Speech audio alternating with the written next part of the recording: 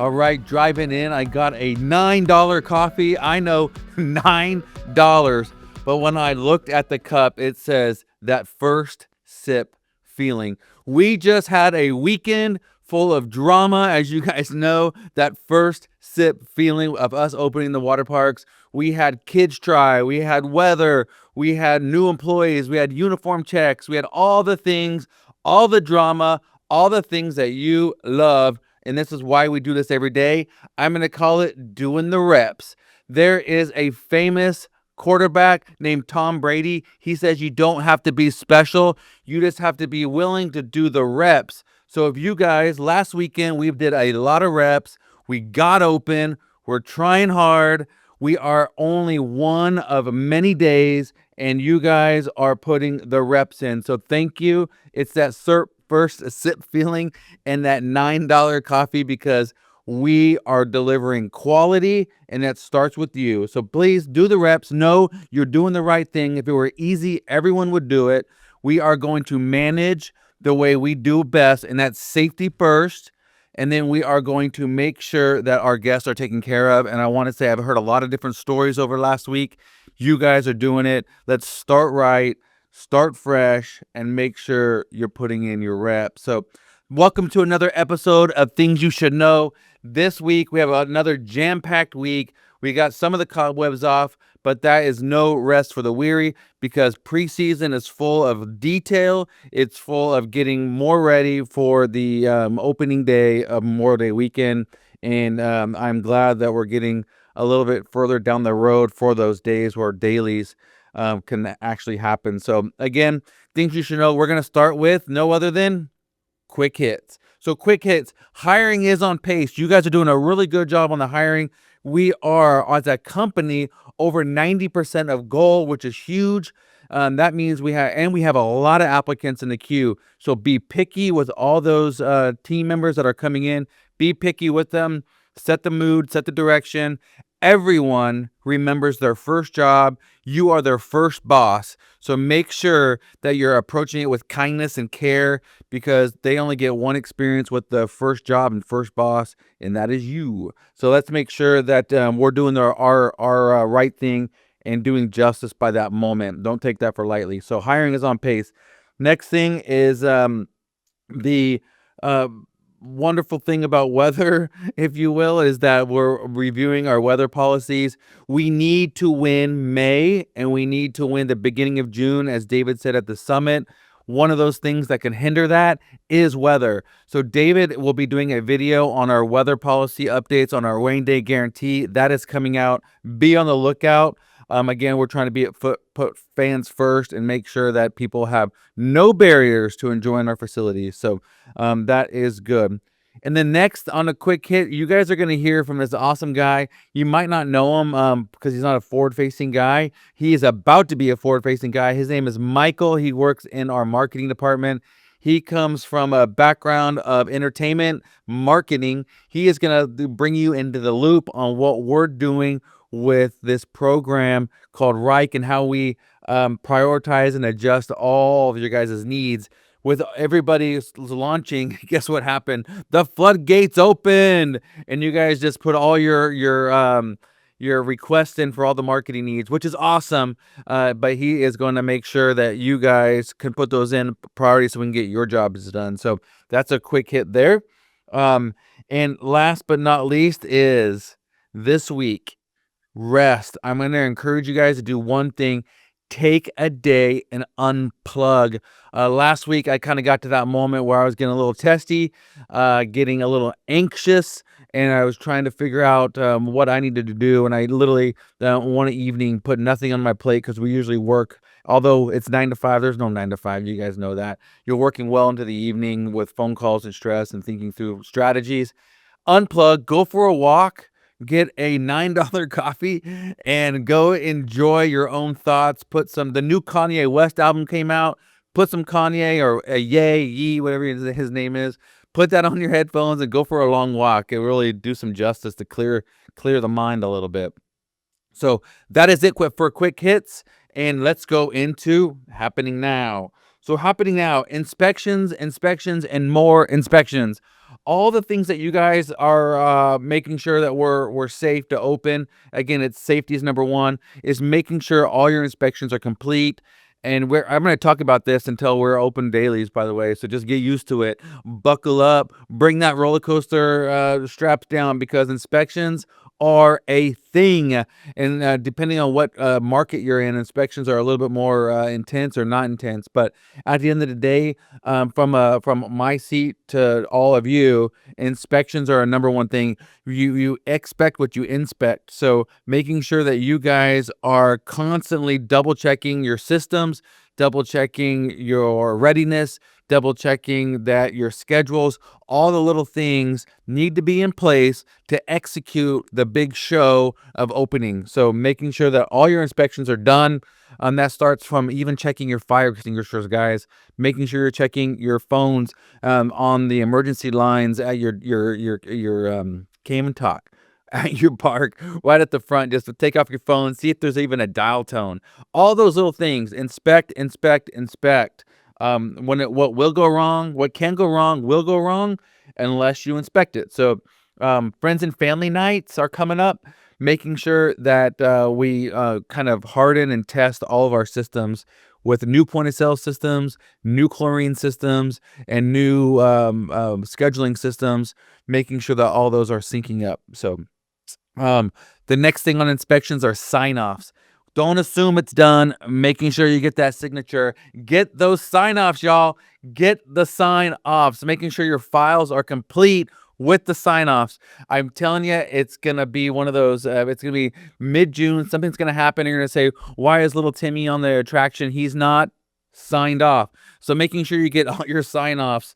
It's your job as managers not to do the dispatching. Your job is to making sure that you've done the training and then all the team members are properly signed off and in their file, and then follow up, follow up, follow up. So making sure you guys do that. And then the next update is onboarding. So guilty as charged here. My daughter is about to work this year. What? So she's coming in. She's going to be 15. She's 14 now. So she should not be in the system. And I'm keep telling her, hey, making sure that we're checking her eyes and dotting our dotting our I's, crossing our T's. I can get that right one day. I don't know why. I was sorry, the tongue twister for me. But we are going to make sure that onboarding is right. So we're not working people underage. We're not working people that have not had I-9 verifications. And we're not working people that have not been through the proper systems. This is super important. As I said last week, there's some non-negotiables on framework. This is one of them. You're going to be getting an email in your inbox. I want to get it a little bit polished, but that is going to be in your inbox this week on all those framework items that are non-negotiables. You heard it today. Hope your ears are turned on. Turn up that volume. So when we hold you accountable, you understand why. Because you are the stopgap. Nobody else is. It's you. We want to be nice, guys. Trust me. But we can't be if we're not doing the basics. Got it? Okay, good. All right, moving on. And last thing before we jump into meeting Michael is our happening now. And David is going to talk a little bit about that, about with our weather policy. But there's one thing that I want to talk about our happening now is one of our mottos this year, besides putting first impressions, investing in first impressions, is be the flex. What does that mean? Be the flex.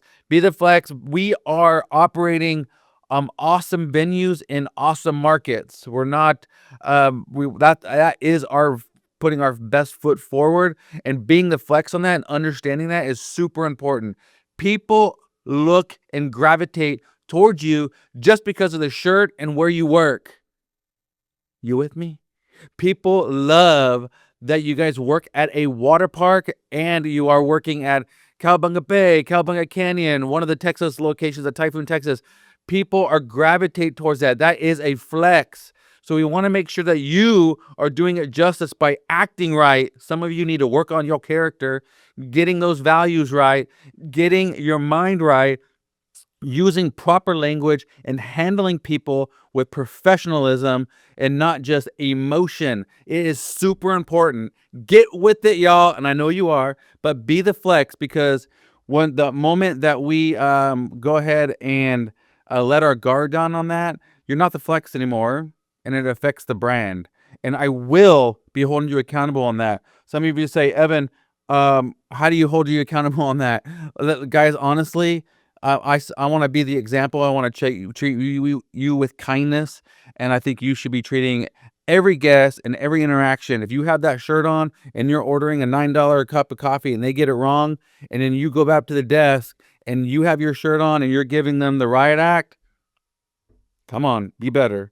You are representing a flex, and I trust that you guys are managing that brand. Without further ado, rock it this week. Get that time in, get those headphones on, go for a walk, and let's hear from Michael. Hi, everybody. My name's Michael Kloska. I am the brand manager here, the marketing team with Peak Group.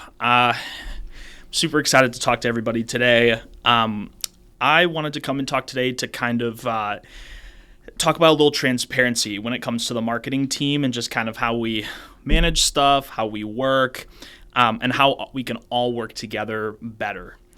The marketing team exists to elevate the parks, drive revenue, and ultimately just make the company as successful as possible. And everything we do ties back into that. So let's get into it a little bit. So the first thing we can talk about is what we manage and how we're organized. So all of our work, all of our projects that we do are through Rike, and that is that's our project management software, if you will. If you've talked to anyone on the marketing team, you've probably heard us talk about Rike before. It's really helpful for us to stay organized, especially managing 4 parks across 2 markets. When we do projects, we organize them into what's called a campaign. And each campaign has 12 or roughly 12 subtasks within them.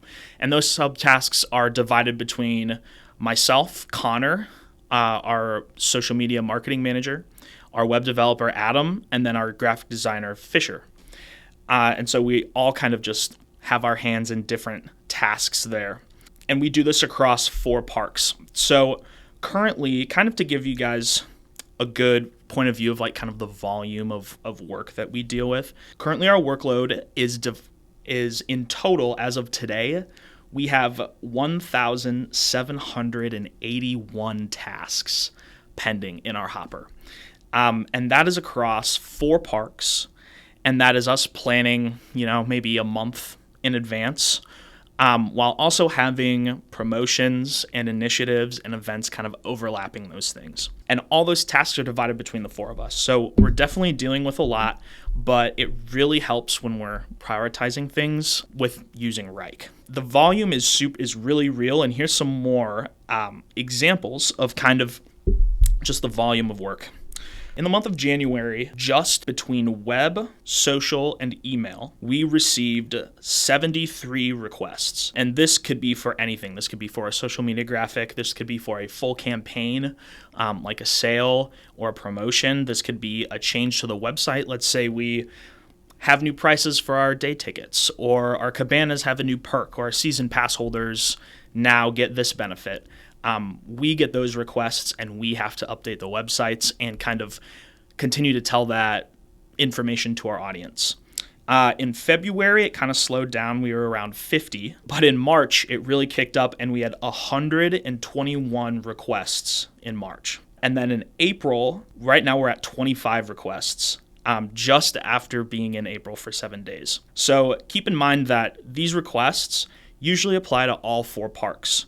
Sometimes there's some nuances where, one park is doing something kind of different from another, but as a marketing team, that's kind of the volume of requests that we're dealing with. That kind of what brings me into my next thing here is kind of, again, with the transparency, how we prioritize our work. So not all tasks are created equal, and we prioritize them first and foremost, the projects that will bring in revenue and impact first. Those are the most important, followed by due dates, along with lead time. If we have a good amount of lead time with an early due date, then we're usually able to prioritize that task. From there, we work through just on a queue-based system.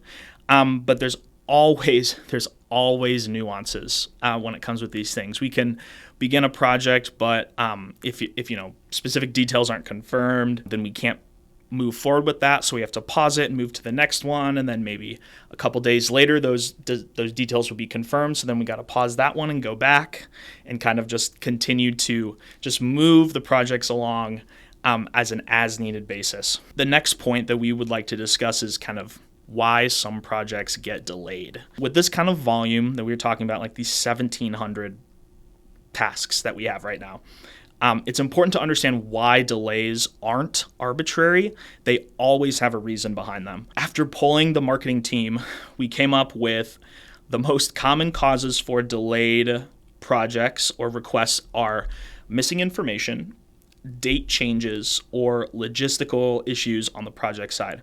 That could be anything from not having a run of show for a specific event, so we can't send out an email with a run of the show because we don't have it, or we can, like missing information, like we don't have specs, we don't have measurements for a certain print file, or the verbiage isn't all there, and so we need to ask for that. But while we're waiting to get that information, and we then need to prioritize the next task because we have so many. A good rule of thumb, though, is when requesting stuff from the marketing team, it's good to do probably a 2-week minimum lead time.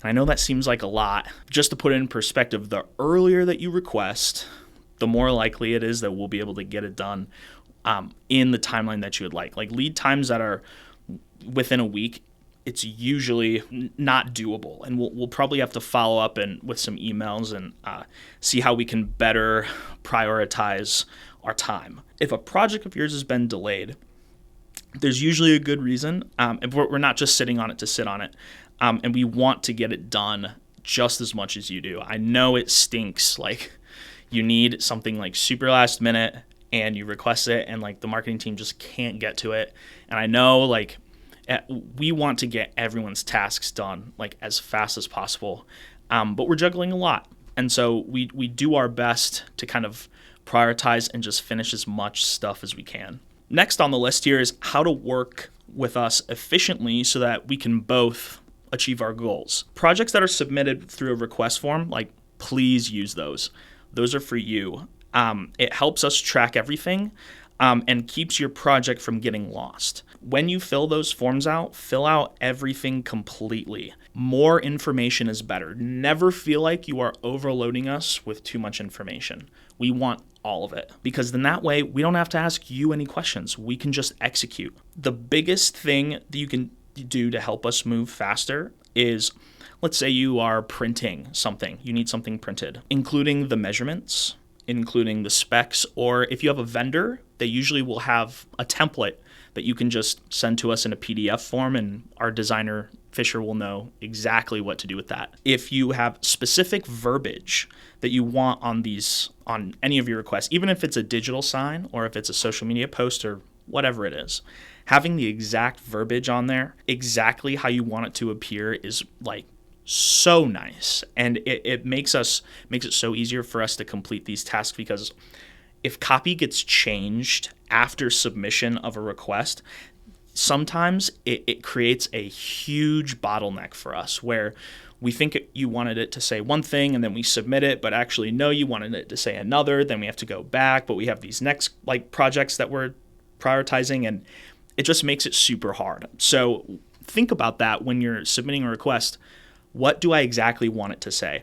And you don't have to worry about the layout. If you don't have to be super artsy, but if you just say, I want it to say this and I want it to focus on this, you can leave it up to us to do the creative stuff. Once you've submitted a request, please feel free, if you need a status update, to email myself or Connor. We are more than happy to give you status updates. And in our Rike requests, after you submit a ticket, you're allowed to email it's like a Rike email. You should get something in your email where you can email back and forth. And we can actually email you through Rike. So if you send that Rike request an email, we will actually get a notification on our Rike dashboard that will say, hey, you got an email from this person or from this project, Why don't you go check it out and see what it is? And so that really, really helps us, especially when we have a bunch of projects in a really tight window. Sometimes these little small ones can slip through the cracks, and having those follow-ups really helps it stay top of mind for us, because I'm not joking when I say 1,700 tasks is a lot of stuff to keep track of. And so that's why it's kind of a little joke around the office where it's like, hey, submit a rec request.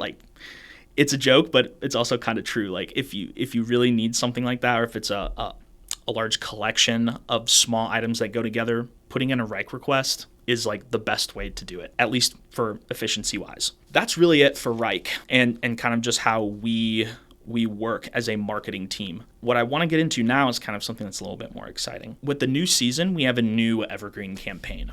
This campaign is called the New Summer Standard. We've had the same assets for the last 3 years, and so the marketing team thought it would be a good idea to kind of revamp our creative look, our messaging, our voice, our tone of our brands to kind of become more experience-based and more inviting to our consumers. This brand new campaign, it's going to boost brand equity. First and foremost, the difference between brand value and brand equity is brand value is the physical dollar amount tied to your brand. Brand equity is placed in the holder of the consumer.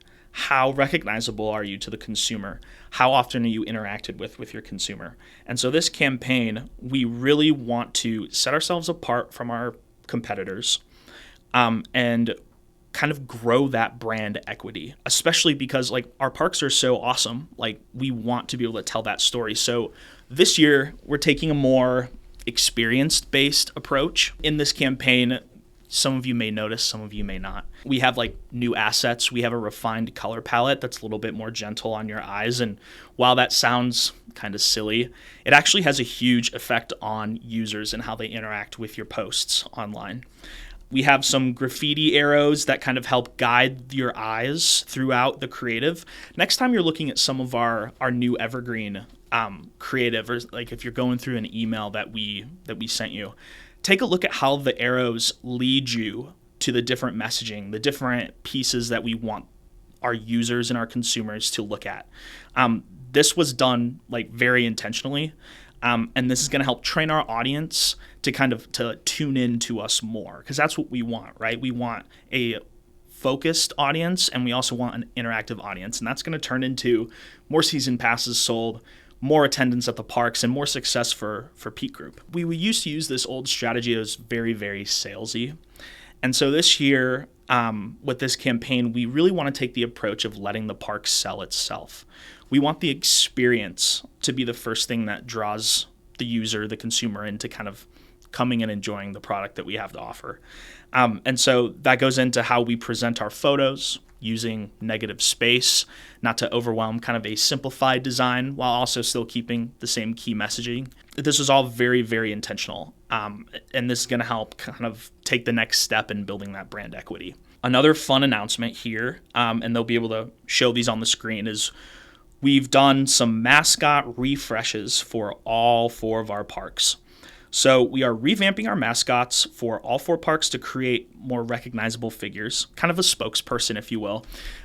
For those of you who've been with Typhoon Texas a long time, you know that the mascot was a little outdated. In some of the pictures you'll see here, he's a little bit more beefy, a little bit more kid-friendly. Looks like he's gotten some good sun, maybe eats a little better. But yeah, so we really think that this is, one, he looks really cool, and he's very recognizable. His color palette, again, ties in directly with our park. We really want Typhoon to be the spokesperson for our park, and he's always pointing people back to Typhoon Texas. Also, on top of that, Typhoon is also going to get his own ride. Now, I would love to tell you that we're doing a brand new ride. We're not yet, but what we are doing is we are turning the mat racers in Typhoon Texas into Typhoon's Derby Dash. The ride is not changing at all, but we are changing the name and getting signs put out in front of it with Typhoon wearing a jockey's outfit. It's kind of a little bit of horse derby theme. just to tie into the whole horse theme. It's really fun, but this also gives Typhoon his own little corner of our park so that he feels more a part of our park. The one problem that we discovered when we were going through kind of our park assets is that Typhoon was there, but he wasn't like there, if that kind of makes sense. With this new redesign, we thought it would, one, be good to make him look a little bit better, and two, give him his own little corner of the park. And that'll give us stuff to talk about, and we'll be able to reintroduce our consumers to our rides, which kind of leads me into my next point, where some exciting stuff for Typhoon Texas Houston is we have redone some of the logos for some of our flagship rides. So if you're going around the park, you'll notice that the Monster Storms will have big signs with the new logos that kind of give them a more Monster Storm-esque look. And also, I believe it's Snake Pit is also getting something as well. Yes, Snake Pit, Derby Dash, I already talked about that. Yeah, and then the Monster Storms. And so this is, again, a great way for us to reintroduce our customers to our awesome rides. We have new tubes that they're going to be riding on, and this is going to make it really easy for us to kind of sell that experience, because that's what we want. With Cowabunga Vegas, they'll throw the images on the screen here. We are still in the process of designing full body logos for their new mascot, or not new mascots, but they're going to be a pair of cows, one that is beach themed for Cowabunga Bay, and one that is your typical country Texas Western theme for Canyon. We have head logos that are approved already, and if you have the souvenir bottle for Vegas this year, they will be on there. Along with Typhoon will also be on the Typhoon Texas souvenir bottle if you haven't seen that yet. Again, this is going to boost our brand equity, and we want to become more recognizable with our consumers. So this is just another way for us to do that. And so once those,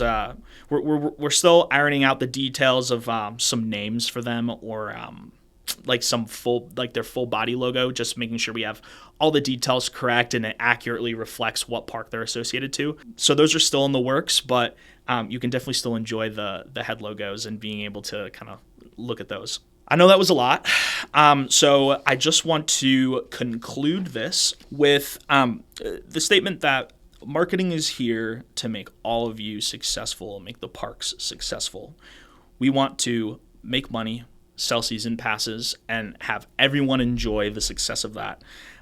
We're a small team that has a lot of work to deal with and a lot of moving pieces. So we always ask for as much patience and as much grace as you can bestow upon us. We are big into accountability, and we want to be accountable, and we want to make sure that we are always putting our best foot forward. And we genuinely care about getting these projects done and done right and done on time. Good communication. Submit those RIKE requests, pay attention to how we're going to build this new brand equity with our 4 parks. And actually, I had it written down here. I wanted to give a special shout out to 2 peak employees. I polled the marketing team, and Brittany and B, we would like to give you a special shout out for how awesome you guys are when you submit RIKE requests. You're communicative, you are detailed, you're prompt, and you always give great lead times. You follow up. You guys are a great example of all the stuff we just talked about. So shout out to you guys. We appreciate you, and keep it up. Thanks for listening to my spiel. We're excited for a new season, and we'll see you around the office and catch you guys later. All right, that concludes another episode of Things You Should Know. Once again, I'm getting a lot of questions in. I'm getting a lot of good feedback from all of you. If you guys want to be something that needs to be announced throughout the organization, please reach out. Cade, that's right, the big announcement. Cade will be hosting the Things You Should Know next week live. I'm super excited about that. Tune in. Again, just a kind of quick reminder, this is going to be on your calendar. The videos are up. They're here for you. Watch them. I'm trying to bring you guys in on what's going on as an organization. As we get open, we're going to start seeing some numbers and seeing some other things that are taking place. But so that's an announcement. Second announcement is Scott at Cowabunga Vegas. It is your birthday this week. From all of us to you, happy birthday. Hope you go to the Cheesecake Factory and get the strawberry cheesecake. Just saying, it's amazing. All right, go get that cheesecake. But happy birthday, Scott. And last but not least, we do have a promotion that just happened in Austin. One of the maintenance technicians has been doing such a good job. Your name is Steven. Steven, I met you really quick. Really enjoyed our conversation. Congratulations on your promotion. Well deserved. Tyler says, boom, 2 thumbs up on you for getting that promotion. I can't wait to see what you're going to be doing for that organization in Austin. So that concludes another episode. I want to say thank you and let me know how we can make this better.